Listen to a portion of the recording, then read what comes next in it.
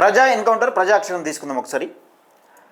నేడు రాజకీయ విమర్శలు ప్రతి విమర్శలతోనే దేశం తెల్లారుతుంది. 78 ఏళ్ల స్వాతంత్ర దేశంలో పేదవాడి ఎదుగుదల ఇంకా ప్రశ్నార్థకంగానే మారింది. ఇప్పటికీ విద్య, వైద్యం సామాన్య ప్రజలకు అందని చందమామే అవుతుంది. తరాలు మారుతున్నా పేదల తలరాతలు మార్చేందుకు ఏ ప్రభుత్వాలు సుముఖత చూపడం లేదు. అభివృద్ధిలో ఇసమెత్తన్న మార్పు తీసుకురాలేదు. భారత్ అంటే ఇంకా అభివృద్ధి చెందుతున్న దేశంగానే ఉంది. రైతు రాజు అవుతాడనుకుంటే రాజ్యం విడిచిపెట్టిపోయే దుస్థితి ఏర్పడ్డది. ఏ రాజకీయ పార్టీ అయినా వారి వారి సొంత ప్రయోజనాల కోసమే ఆరాటపడుతున్నాయి, కానీ ప్రజల సమస్యలపై చివరి వరకు కొట్లాడడం లేదు.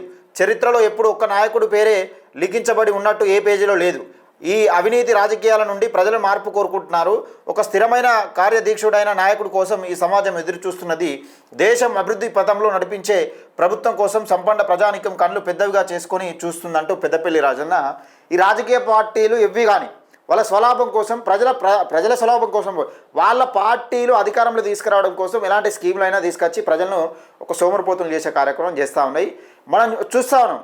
భారతదేశం అభివృద్ధి చెందుతున్న దేశం, భారతదేశం అభివృద్ధి చెందుతున్న దేశం అని చెప్పుకుంటున్నాం. చెప్తే వలసలు ఆగుతలేవు. భారతదేశం నుండి బయట దేశాలకు వలసలు ఆగుతున్నాయా? పేదోడు కరీంనగర్ కానీ, నిజామాబాద్ కానీ, ఇటు మెంటిపల్లి ఆ ఏరియాలో కానీ వలస కార్మికులు ఆగుతున్నారా?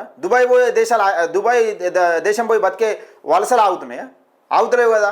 మరి ఎప్పుడు వాళ్ళ స్వలాభం కోసం ఇప్పుడు మోడీ అయినా కానీ ఎవరైనా కానీ మన దేశంలో బ్రతకగలిగే తెలివి ఉన్నప్పుడు, మన దేశంలో బ్రతికే ఉపాధి ఉన్నప్పుడు మరి బయట దేశాలలోకి ఎందుకు పోతున్నారు? బయట దేశాలకు పోతే మరి మన అభివృద్ధి ఎట్లయితుంది? మనది కాదు కదా.